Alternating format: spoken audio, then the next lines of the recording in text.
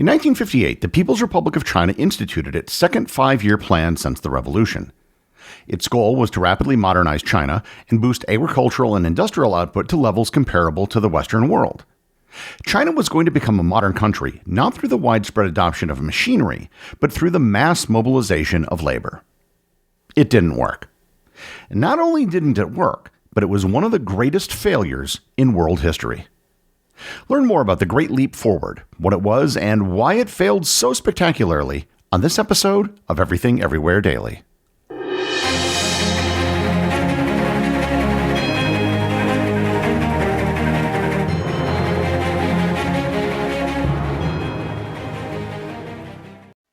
This episode is sponsored by Fiji Water.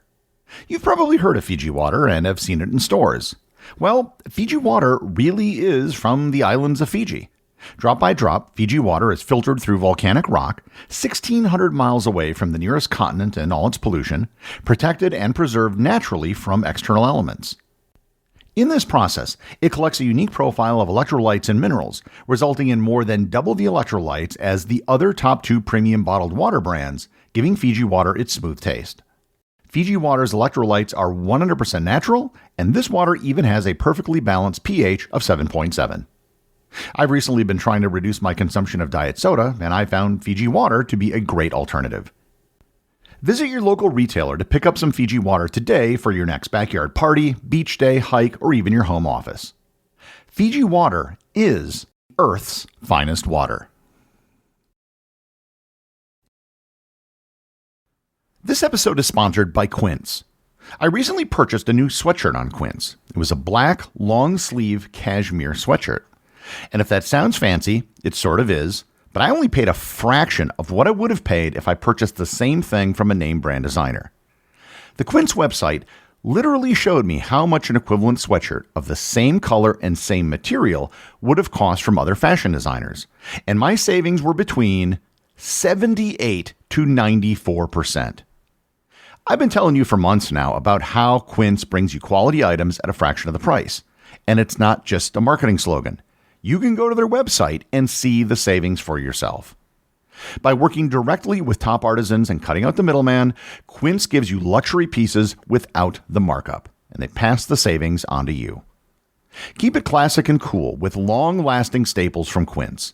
Go to quince.com/daily for free shipping on your order and 365-day returns. That's QUINCE.com/daily to get free shipping and 365-day returns. Quince.com/daily.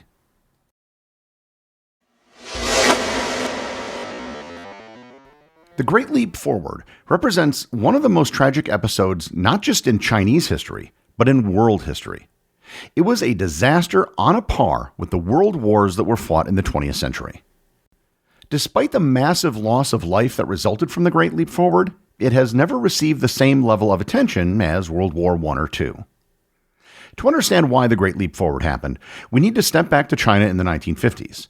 Mao Zedong and the Communist Party had successfully unified China after a lengthy civil war and were eager to transform their largely agricultural nation into a modern industrial power. The Great Leap Forward emerged from several different factors. First, Mao was deeply influenced by Soviet industrial success, but wanted to surpass it using distinctly Chinese methods. He believed that human willpower and revolutionary enthusiasm could overcome any material constraints, a philosophy that would prove catastrophically wrong. Second, there was genuine pressure to modernize quickly as China felt vulnerable surrounded by more industrialized nations. The campaign officially launched in 1958 with impossibly ambitious goals. Steel production was supposed to double in a single year, and to be on par with the United Kingdom in just 15 years. Agricultural output was expected to increase dramatically through new farming techniques and sheer determination. Now, having goals is fine, but the real question was how was China going to actually do this? Mao's plan was not to industrialize like every other country on Earth that industrialized. He was going to do it in what he considered a unique Chinese way. He was going to throw millions of people at the problem and massively de-urbanize Chinese society. Mao believed in the power of collective effort and mass enthusiasm and felt that it would be enough to propel the campaign forward. Mao emphasized communal living, political indoctrination, and collective work rather than expert-driven planning. Of course, there was absolutely no economic basis for any of this. It had never been done before and had never even been tried. Moreover, even from a Marxist perspective, Mao's ideas wouldn't work. Karl Marx developed a theory where societies went through stages. He claimed that industrial societies had to go through a capitalist stage before arriving at true communism. Mao thought that he could just bypass everything and go directly to communism via rural peasantry, not industrial workers. And he also just assumed that everybody would just try really hard and that would be sufficient. One of the first things he did was to move millions of people from cities to the countryside to live in collective farms. This reverse urbanization was unprecedented in modern history. Urban workers, students, and even some bureaucrats were sent to the countryside to provide quote-unquote voluntary labor, often under pressure or state coercion.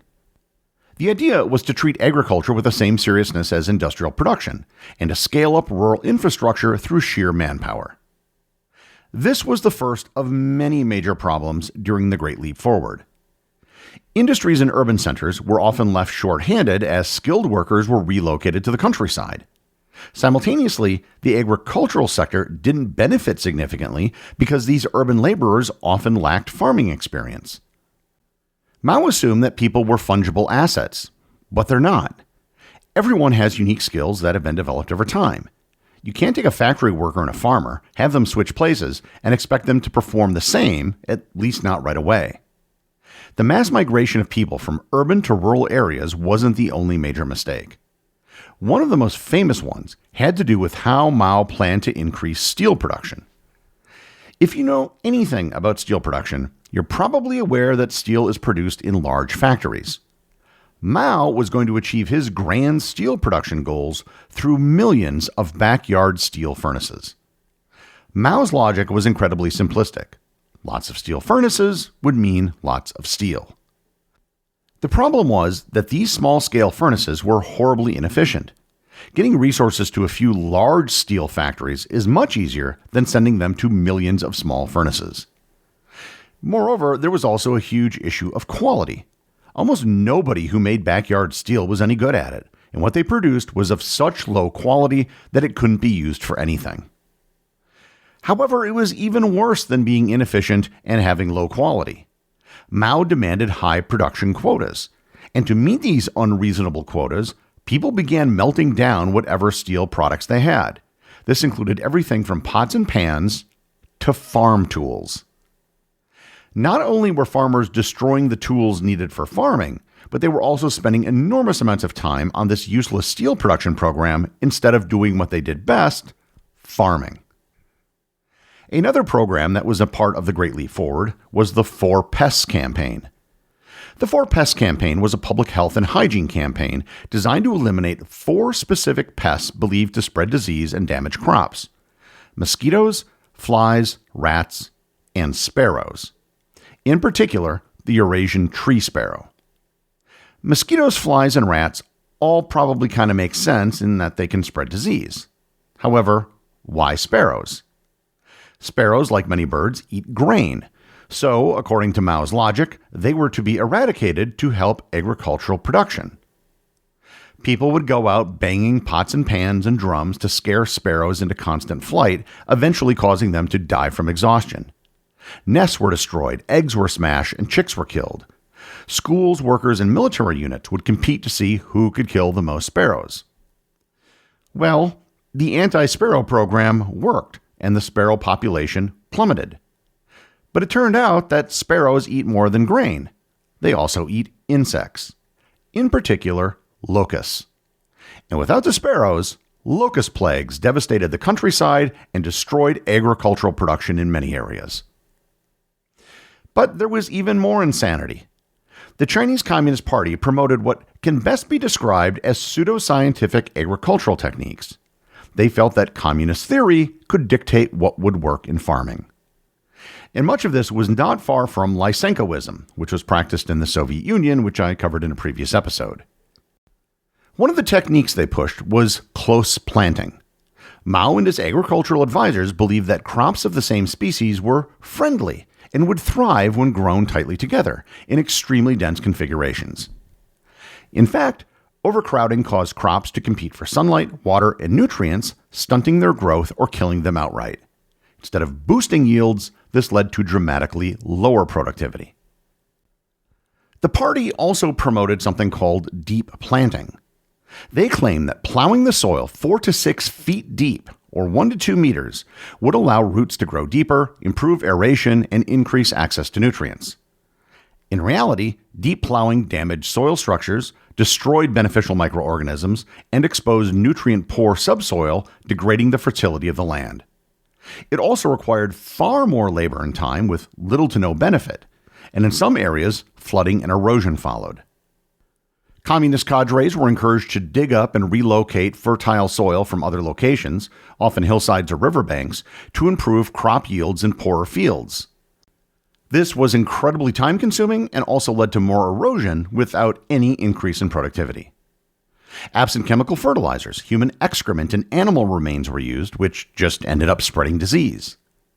Traditional agricultural practices that had sustained Chinese farming for centuries were declared feudal or reactionary and were discarded.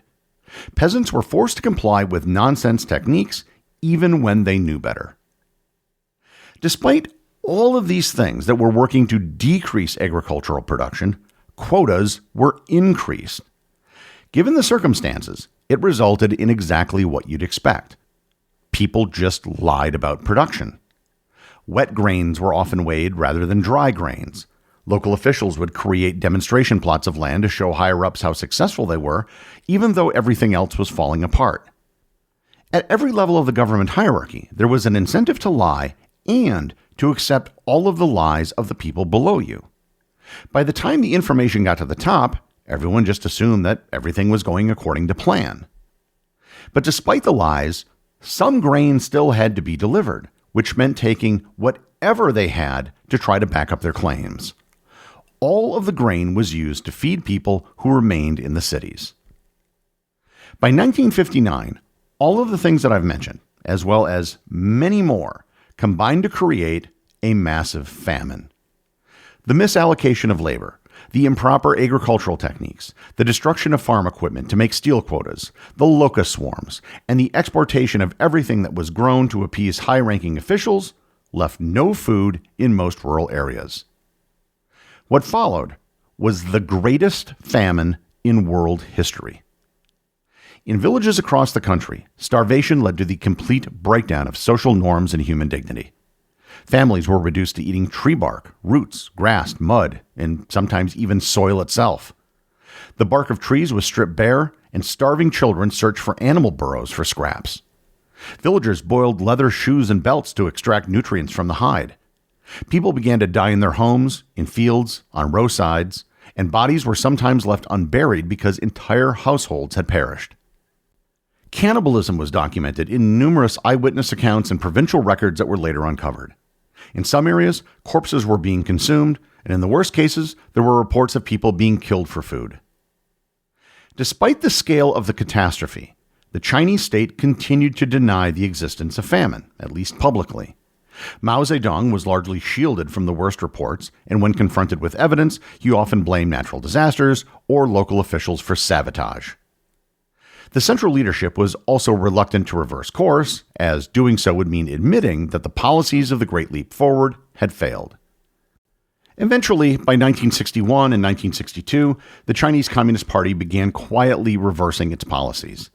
Communal kitchens were dismantled, private plots were once again allowed, and quotas were reduced. Leaders such as Liu Shaoqi and Deng Xiaoping pushed through pragmatic reforms that slowly alleviated the famine. Outside of China, the rest of the world had little idea what was happening. Foreigners weren't allowed outside of cities, so they couldn't see for themselves what was going on. The first clue of what was happening came in 1961 when there was a surge of refugees into Hong Kong who recounted stories of hunger, death, and repression in rural provinces. But it wasn't until the mid to late 70s, and especially the 1980s, after Mao's death and the beginning of Deng Xiaoping's economic reforms, that scholars gained significant access to Chinese archives and demographic data. The demographic catastrophe became undeniable once researchers like Judith Bannister, a United States demographer, analyzed official Chinese statistics in the early 1980s. Her 1987 estimate that roughly 30 million people died of starvation or related causes shocked the academic world and has since become one of the most widely cited figures. Other estimates have placed the number of dead as high as 55 million. This is far greater than the number of people killed in the First World War, and the higher estimates approach the number killed in the Second World War. Many famines in history have been caused by human activity, more often than not war. The Great Leap Forward was responsible for the greatest famine in history, and it was also almost totally preventable. A host of almost laughable economic and technical errors, and the inability of anybody to speak truth to power out of a fear of reprisal, resulted in one of the greatest disasters that the world has ever seen. The executive producer of Everything Everywhere Daily is Charles Daniel. The associate producers are Austin Oetken and Cameron Kieffer.